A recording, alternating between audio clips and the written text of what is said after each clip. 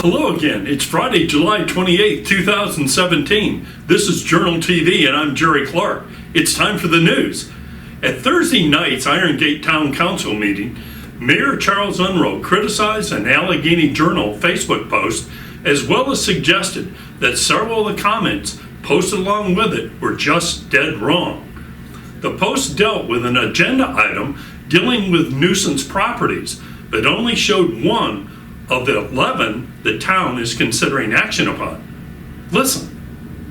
There's been a plethora of responses and comments today about a post that was placed on Facebook today concerning the agenda for tonight's meeting. Unfortunately, one person's property was listed in that post. It is not the intention of me or this council to target anyone in particular in this town or to single anyone out in this town. Before people start calling us idiots and slandering us on social media, they need to have the whole story as presented. Iron Gate 7th Street resident Don Hall says he lives at the property the Journal had photographed and later admitted it was trashy, but then suggested that the town give up its charter and also adopt far shorter council member term limits. Watch. Well, everybody knows that picture was on the front page of my house. Number two, I think that the charter should be dropped in Iron Gate, or a public hearing should be held and let the people decide to drop the charter. I think that 2 terms on the town council should be sufficient instead of 9 and 10 or whatever the number there is. And all you have to do is send me a letter and tell me what you want done, and I'll do it. I've complied with the cat ordinance and the water ordinance. I've never said no to it, but I never received a letter saying it.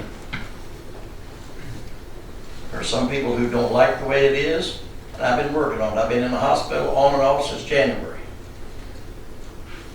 My health is failing. I can hardly stand now. That's it. And we'll be right back.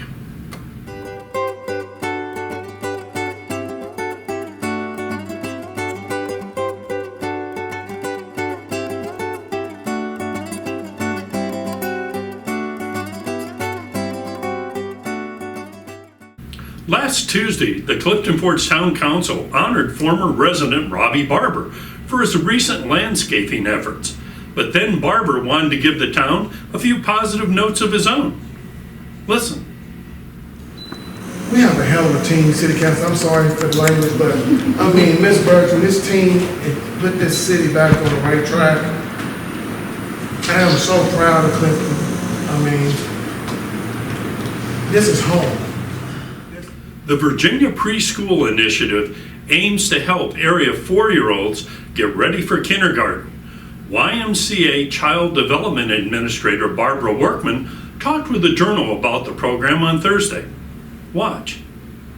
That serves 4-year-olds. They have to be 4 by December 31st, and it's to get the children kindergarten ready, to give them an early learning experience before they reach kindergarten, to help with social, cognitive, self-regulation skills, and just to give them an experience in a structured setting. And now a word from our sponsor.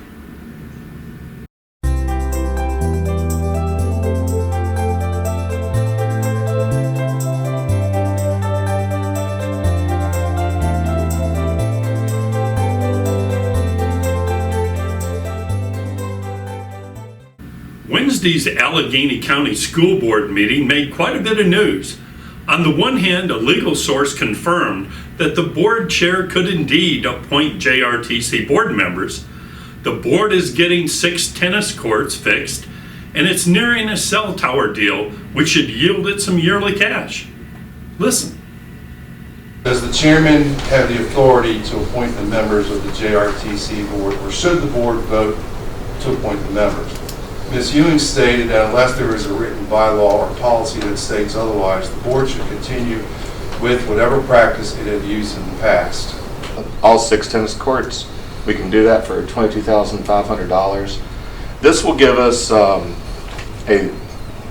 brand new playing surface, and it will also have a 2-year warranty. Mr. Rice's office, as Mr. Katulka mentioned, has worked out the financial detail, and I'm presenting that on his behalf this evening.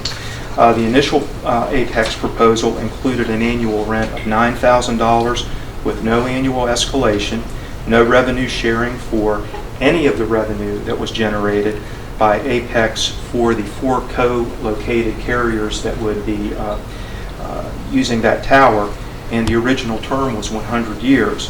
The final negotiated proposal that Mr. Rice has worked out with Apex Tower offers a $16,800 annual rent, a 3% annual escalation, a 10% revenue sharing of fees paid to Apex by carriers locating on the tower, and only a 40-year term.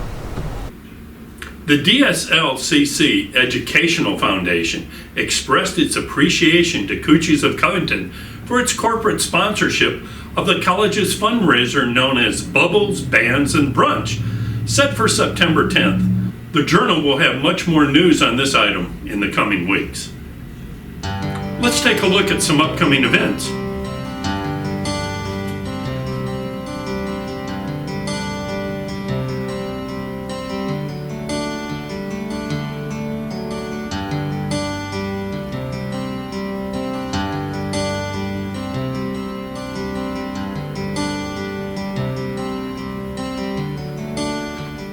And now for local obituaries. Dream of Pearl Rucker Ramsey, 70 of Covington, died on Wednesday. A memorial service will be held at a later date. Bascom Pribble III, 73 of Rafine, died Wednesday. No services are planned. John J.T. May, 37 of Millboro, died on July 22nd. A celebration of his life will be held Sunday at the Natural Well Steel Bridge. Mahala Raleigh, 59 of Covington, died last Friday. A celebration of her life will be held Saturday at 2024 Cadell Avenue in Covington. And Iris Muffin Morris died Monday. Her funeral was conducted earlier today at the Nicely Funeral Home. Let's check out the local weather forecast. On Saturday, it should be partly cloudy with scattered showers, a high of 73, and a low dropping down to 55. On Sunday, mostly sunny, high of 79, and a low of 57. On Monday, mostly sunny, high of 82, and a low about 61. And that's the way it is on Friday, July 28th, 2017. More stories, photos, interviews, and other videos are available 24/7, 365 on AlleganyJournal.com, YouTube, and on our soaring Facebook page. Thanks very much for watching Journal TV.